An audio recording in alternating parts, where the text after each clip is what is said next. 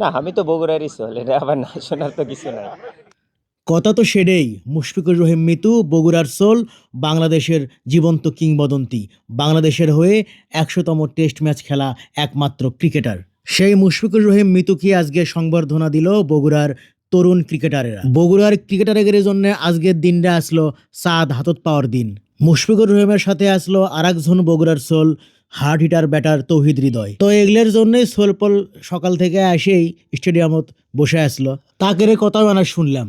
মুশফিকুর রহিম ভাইয়াকে দেখার জন্য, যেহেতু মানে আমরা মোবাইল এবং টিভিতে দেখে থাকি, আজকে সরাসরি দেখলাম, তার জন্য অনেক আনন্দিত। আমি তার মতো হতে চাই ক্রিকেটে, এই কারণে মুশফিক ভাইকে আমার ভালো ভালো লাগে। মুশফিক ভাই আমাদের বগুড়ার গর্ব, আমাদের অহংকার, আমাদের অনুপ্রেরণা।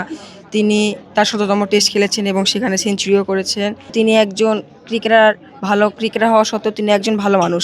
মুশফিকুর রহিম রে শুধু শুধু ডিপেন্ডেবল মুশফিকুর রহিম বলা হয় না। সে বাংলাদেশকে অনেক ম্যাচ জিতে গেছে। সে এমনকি সে একটা বাংলাদেশের পঞ্চপাণ্ডবের একটা সদস্য। হাজারে একটা এরকম ছেলে হয় যে মানে নিজের দেশটারে অন্য দেশের কাছে রিপ্রেজেন্ট করে। এখানে আমার নানা এসেছে, তার সাথে একটু কথাবার্তা বলে চলে যাব। তোমার নানা কে? আমার নানা মুশফিকুর রহিম। ইয়াং ক্রিকেটাররা ছাড়াও শহীদ চান্দ স্টেডিয়ামের গ্রাউন্ডস কর্মীরাও মুশফিকুর রহিমক সংবর্ধনা দেন, আর তারপরেই সাংবাদিকদের সাথে খোলামেলা কথা।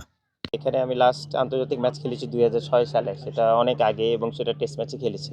তো এরপরে আমার মনে হয় যে এই মাঠটা এখন এত সুন্দর এবং এই বগুড়ার উইকেট আমার কাছে মনে হয় এর আগে যারা এখানে খেলেছে, শুধু আমি না, তামিম বলেন, হৃদয় বলেন, ওরা যারা এখানে খেলেছে সবাই বলেছে। এবং এর আগে যখন সেভারাল টাইমস আপনার প্রিমিয়ার লিগেও একসময় এখানে হয়েছে 300+ রান, 320 রানসও চেঞ্জ হয়ে গেছে।